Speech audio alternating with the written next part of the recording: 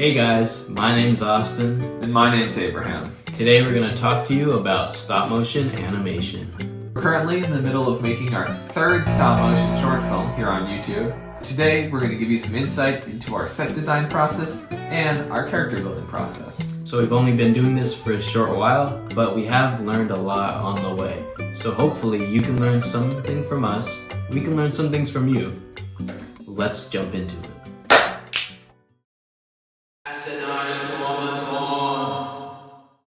In our last video we talked about the scripting process. We talked about having sets laid out for your scenes and knowing what you need. So once you finish the script, you want to make sure you know what the sets are, what you need, who you need, how many background characters you need. You want to have that all figured out before you start building so that you have a firm foundation to start your work on. So when you're designing ideas for sets, it's a good idea to know what genre of film you want, because that can affect the aesthetic of the architecture of the sets you're building. For example, if you're doing a more futuristic movie like we did with For Am I, you're going to want to have futuristic aspects to your architecture.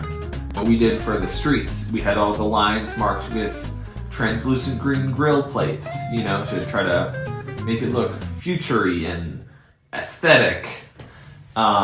We gave the flowers antennas for no reason at all, other than to make it look futury.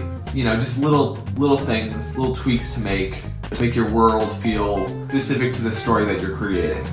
Something like Skinsgiving, we did a more rural aesthetic. It's a small village out in the country, so the houses had were more akin to a colonial style architecture.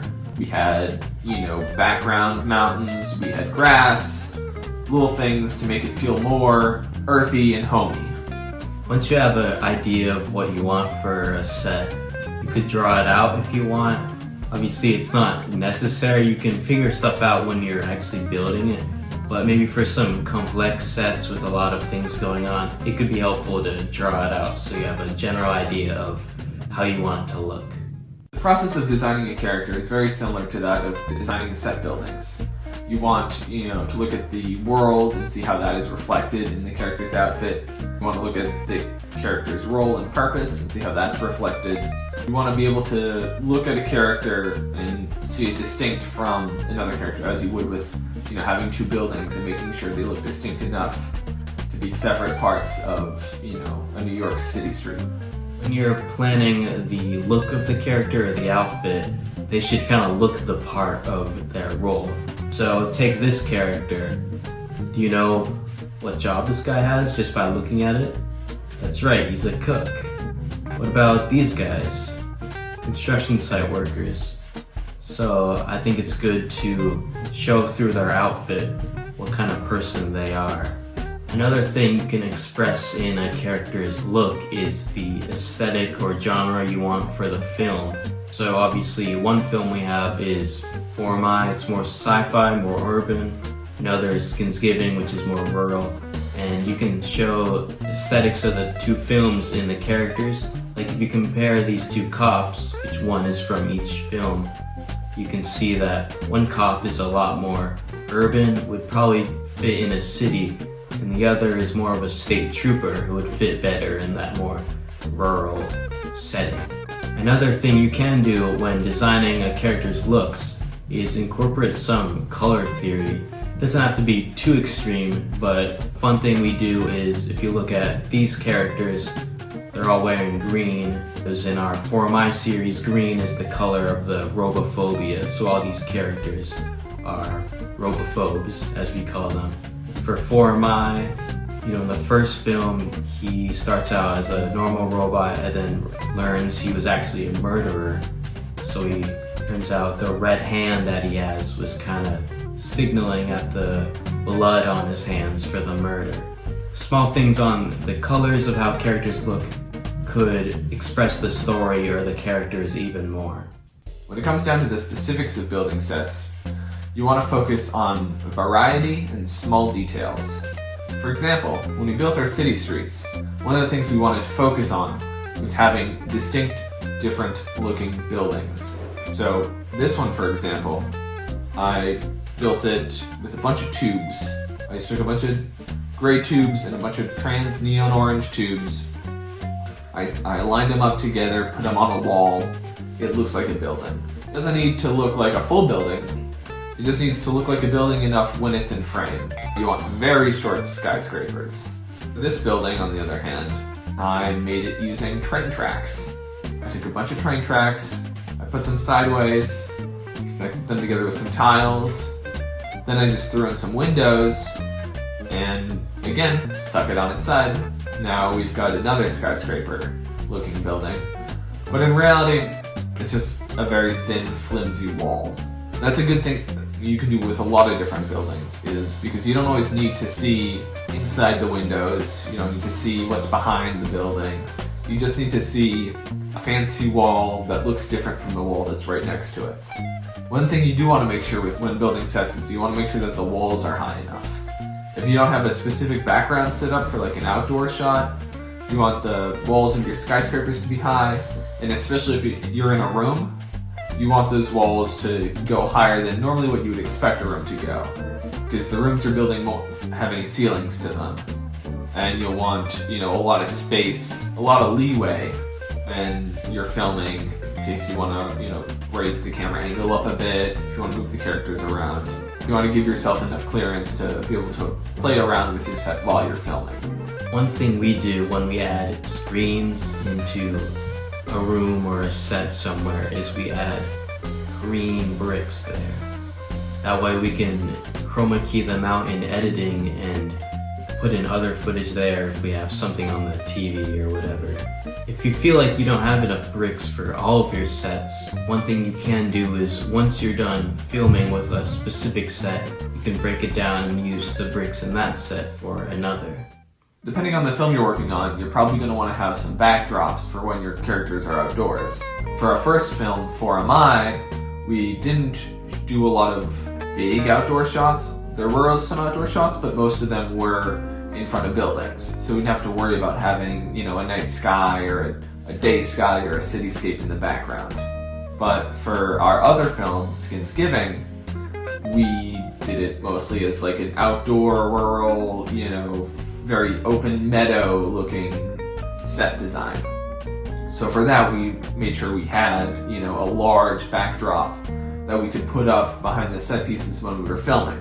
What we did for Skinsgiving was we created a large brick-built backdrop with, some mountains and some clouds. The important thing to note there was to have depth to your backdrop. We had the sky in one spot, and then the mountains would come out a little bit further, and the clouds would come out a little bit further. So that gave the backdrop the illusion of, depth and realness, even if it was all just, a couple Lego bricks. If you want a backdrop for night scenes, we found that it's better to not use Lego bricks because the lighting could reflect off and it just doesn't look good. So what we've done is use just a black cloth to fill in the sky. That way there's no reflection and it just looks a lot better and darker. In your sets, if you have any bits where you can see behind the set, like if you have windows with nothing beneath it, or between two sets you can kind of see the background, you want to fill that in. That way there's not just a hole in the set that can break the immersion. Speaking of breaking, it's important to have breakaway walls for your sets so you can have more variability with how you're filming. If you're filming with a set that has like 3 or 4 walls, you want to be able to remove them. That way you can change your camera angle, you can get different positions. If you decide, hey, I don't like the look of where this character is standing, you can move them around better and have more access. Accessibility is very important when you're filming a stop motion film. It's also important to think about how the character can move on the set, how it can interact with it. You want to make it accessible and easy for your characters to interact with your set filming. For our first short film, all of the floors were tiled. That was a big mistake because we had to use putty to keep the characters in place when we were moving them around. We couldn't keep track of their steps as well because they would move slightly in between each step. It was just a whole mess. For Skinsgiving, it was easier because we just had studs because we were going for a more natural look.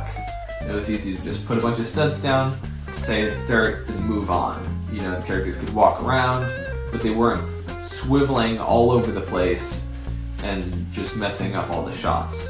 With 4MI 2, we went a slightly different route, where we still put some tile down for the sidewalks, but we made sure to break it up with different studs so that there would be, places for the minifigures to stop and stand when they're taking their steps. And that way, it still kind of retains the look of a sidewalk, and it's not just studs, but also has enough for the character to latch onto, and the other characters to latch onto when they're walking down the street.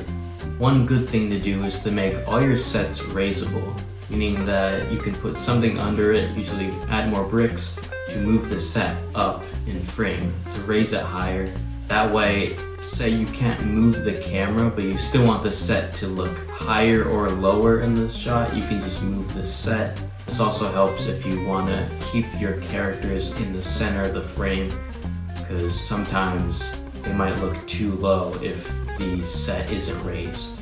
We made this mistake with Skinsgiving, where we didn't have raised sets. For our first film, we had raised sets, we thought ahead, but for Skinsgiving, we were like, hey, it's fine, we'll just do them all on flat plates. It was not fine, it was a mess. All the characters were way too low on the screen, and it just didn't look or feel quite right. It's also good when you're building your sets to have a way to connect the camera to the set. That's a good way of using Legos for building the sets. That way the camera and the set are connected, so if something moves, they're not each their own thing that can move. They would move together, which would make it look nicer. It would minimize the shakiness and jankiness of the camera if, say, something were to move. That was another mistake we made with Skinsgiving, where the camera wasn't always connected to the set piece because the set was of a different design than we did for our previous film. So there's a couple moments you can see if you watch the film where it's just a little bit too shaky, a little bit too janky.